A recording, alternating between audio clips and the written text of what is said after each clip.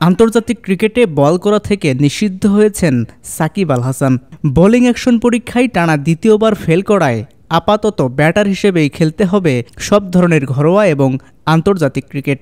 গেল বছর কাউন্টি খেলতে গিয়ে ওয়েলস ক্রিকেট বোর্ডের সন্দেহের মুখে পড়েন সাকিব। এরপর প্রথমে ইংল্যান্ডের লাফবোরো ইউনিভার্সিটিতে বোলিং অ্যাকশনের পরীক্ষা দিয়ে পাশ করতে পারেননি টাইগারদের সাবেক এই ক্যাপ্টেন। দ্বিতীয়বারের মতো বোলিং পরীক্ষা দেন চেন্নাইয়ে, সেখানেও একই ফল জুটেছে সাকিবের ভাগ্যে।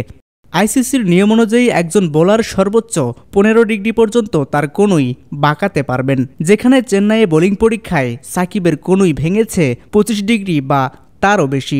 এর ফলে পরবর্তী বোলিং অ্যাকশন পরীক্ষায় উত্তীর্ণ হওয়ার আগ পর্যন্ত আন্তর্জাতিক ক্রিকেটে আর বোলিং করতে পারবেন না সাকিব আল হাসান। তবে শুধু ব্যাটার হিসেবে আন্তর্জাতিক এবং অন্য সব ধরনের ক্রিকেট খেলা চালিয়ে যেতে পারবেন তিনি। বোলিং অ্যাকশন শোধরানোর পরীক্ষায় পাশ করতে না পারায় আসন্ন চ্যাম্পিয়ন্স ট্রফির দলেও থাকা হচ্ছে না সাকিবের। স্পোর্টস ডেস্ক, দৈনিক করতোয়া।